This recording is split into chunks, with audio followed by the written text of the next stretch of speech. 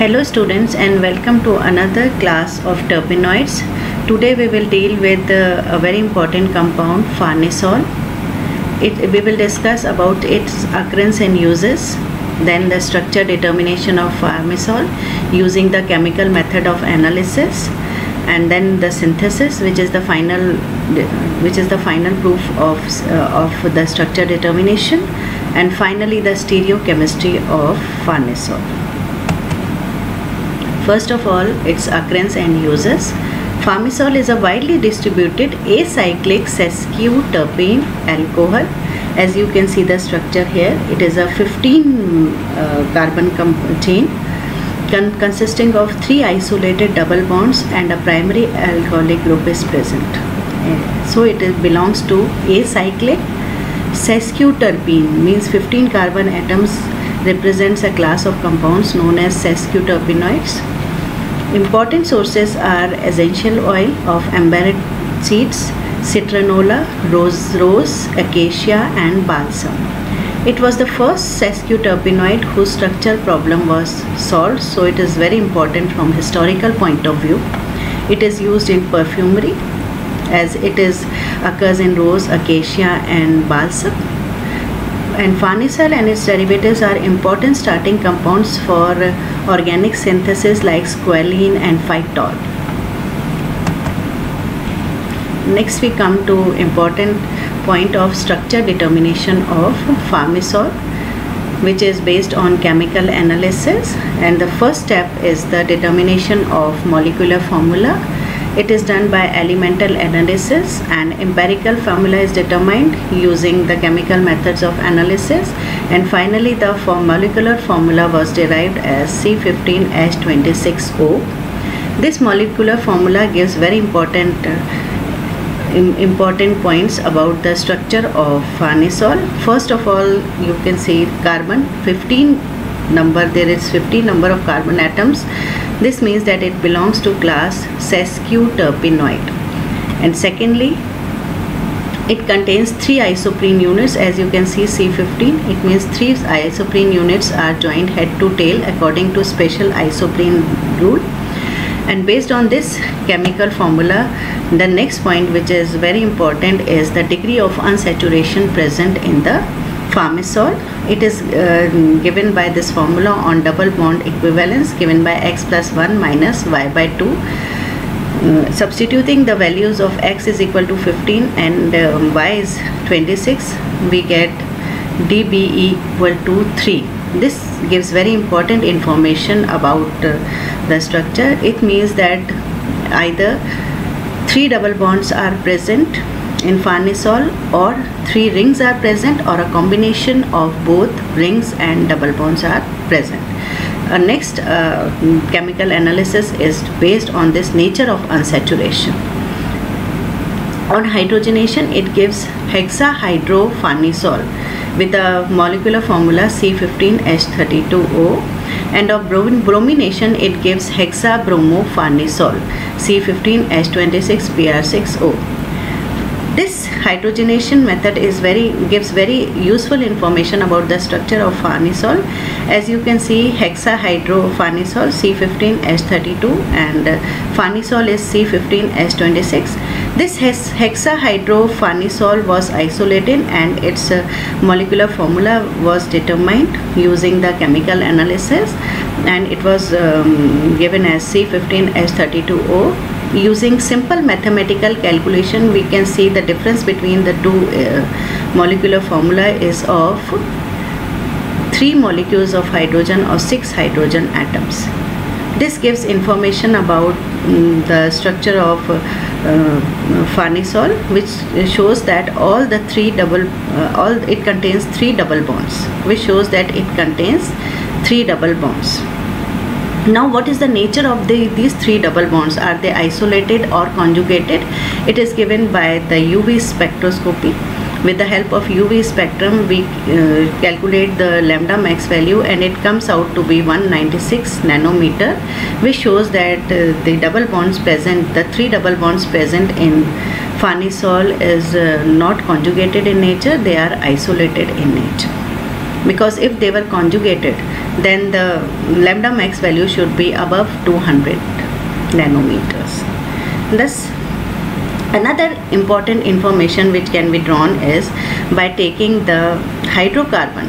You can see the saturated hydrocarbon contains C15H32, and it corresponds to the general formula CnH2n+2, which is determines the acyclic nature of acyclic structure. CnH2n+2 represents the acyclic structure. Thus, the farnesol is an acyclic sesquiterpenoid. Next, we come to the nature of oxygen atom which is present in farnesol. On oxidation with chromic acid, farnesol yields a very important compound, farnesyl, which is an aldehyde with the formula C15H24O. This was isolated, and then its elemental analysis and molecular formula was determined, and it shows the presence of aldehyde group, which gives information about the nature of hydroxyl group in farnesol. This means the oxygen of farnesol is in the form of primary hydroxyl group, because if the hydroxyl group is primary in nature, then on oxidation it yields an aldehyde group. Thus, on the basis of up till now, we have come to the following conclusions. The molecular formula of farnesol is C15H26O. Its double bond equivalence is 3. It contains 3 double bonds, and 3 double bonds are isolated in nature, and it is an acyclic sesquiterpenoid and with a primary alcoholic group. Next, we have to determine the position of 3 double bonds and the position of hydroxyl group, which is done by the following sequence of reactions. Farnesol, when was subjected to oxidation, it yields farnesyl, which is an aldehyde, which on reaction with hydroxylamine and acetic anhydride, which undergoes dehydration, yielding a nitrile or a cyano compound. This is compound number 3, which on hydrolysis and protonation it gives farnesic acid. Along with this farnesic acid, this is compound 4, and it gives another compound 5 with the molecular formula C13H22O, which means that it contains 2 carbon atoms less than the third compound, which is nitrile. The formation of this compound, it was isolated and was undergo subsequent chemical reactions. It was found to be geranyl acetone, and the structure of this geranyl acetone was studied. Scientists were known about this structure, geranyl acetone. It was determined even before the structure of farnesol, and you can see the structure of this is the structure of geranyl acetone, which gives an important information about the structure 3.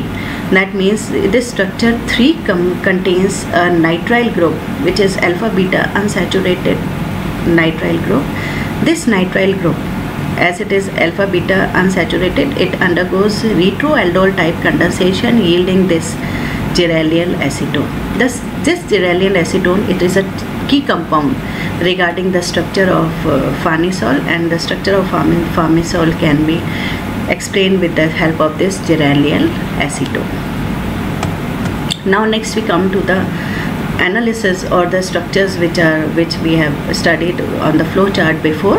You can see this is the major clue is the structure 5, which is geranyl acetone. You can see here this is geranyl acetone, structure 5, and we can thus, based on this structure, we can just elucidate the structure of farnesol. It can be number 1. This is the probable structure of farnesol, which with the reactions can be explained by this structure, which on oxidation it gives farnesyl aldehyde. As you can see, this is the aldehyde, and then which this aldehyde on reaction with hydroxylamine and reaction with acetic anhydride, this carbonyl group is first converted into oxim, and which on dehydration yields nitrile. This is the compound nitrile. Compound 3rd, which we have seen earlier, which on hydrolysis, alkaline hydrolysis, it yields farnesic acid. This nitrile is converted into farnesic acid. Along with this, as you can see, this is an alpha beta unsaturated nitrile. It can undergo retro aldol synthesis and yielding geranyl acetone. So this is the probable structure of farnesol, and this is the major clue, or the geranyl acetone is the clue, major compound from which this structure has been deduced. Another important evidence in favor of the structure of farnesol is the ozonolysis of farnesol, which is given. This is farnesol on ozonolysis and subsequent treatment with methyl sulfide. As you know, ozonolysis yields to the conversion of this double bond into carbon oxygen bond.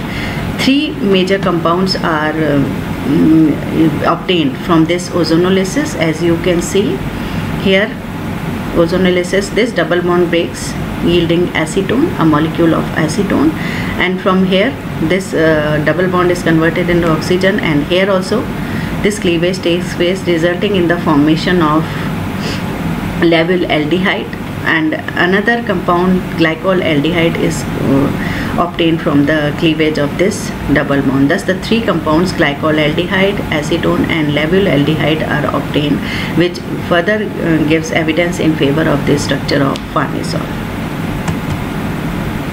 Next, the final clue about the structure, finally the structure has been confirmed by the synthesis of farnesol. If we can synthesize this compound, then you know that the structure is correct, that we have determined earlier. The synthesis of farnesol is from two compounds, geranyl chloride containing 10 carbon atoms and ethyl acetoacetate containing 3 carbon atoms. That means 13 carbon atoms in this synthesis has been used here. Reaction with the sodium ethoxide, it forms a beta-keto ester, which on subsequent hydrolysis with barium hydroxide and HCl, it gives geranyl acetone. This geranyl acetone containing 13 carbon atoms is the starting compound for the synthesis of farnesol. It is treated with phosphorus pentachloride and lutein, yielding a gem dichloride. This lutein is a base, and it is 2,6-dimethylpyridine. In this, on treatment with this gem dichloride, on treatment with sodamide and liquid ammonia, it undergoes double elimination, yielding this acetylite, compound acetylite with the formula C13H19 sodium, which on reaction with formaldehyde, this formaldehyde gives 13 carbon atoms have been used in geraniol. We need 2 more carbon atoms. 1 carbon comes from this formaldehyde. This reacts, sodium acetylite reacts with formaldehyde, yielding propargyl alcohol. This propargyl alcohol again reacts with the lithium aluminum hydride in the presence of aluminum chloride and iodine. It forms vinyl iodide. This vinyl iodine, on reaction with lithium dimethyl cuprate, which is Gilman reagent, one methyl group is introduced in place of I, and we get farnesol. Thus, this is a very important synthesis. 10 carbon atoms comes from geraniol chloride, 3 from ethyl diacetoacetate, and 1 carbon from formaldehyde, and 1 carbon from this Gilman reagent, resulting in the formation of farnesol. Another synthesis of farnesol is given by this. Again, the starting compound is geraniol, which is formed from geranyl chloride and ethyl acetoacetate. On subsequent barium hydroxide hydrolysis and reaction with HCl, it yields geranyl acetone. This geranyl acetone, on treatment with soda amide and acetylene, on subsequent hydrolysis, it converts into a tertiary alcohol, tertiary allylic alcohol, whose structure was found to be niralidol. This niralidol, on treatment in the presence of acid, it undergoes allylic rearrangement. As you can see, this tertiary, it undergoes allylic rearrangement in the presence of acid, yielding farnesol. Thus, the 10 carbon atoms come from geranyl chloride, 3 from ethyl acetoacetate, and 2 carbon atoms comes from acetylene in this synthesis. Last of all, we come to the stereochemistry of farnesol. As there are double bonds present in these 4 geometric stereoisomers of farnesol are present. As you can see here, first is trans-trans farnesol. As you can see, this is a double bond. This configuration about this is trans, and here also it is trans. The second isomer is cis-cis farnesol. As you can see here, this is cis, or here it is cis form, and similarly cis-trans farnesol and trans-cis farnesol. So 4 geometrical stereoisomers of farnesol are possible. Thank you.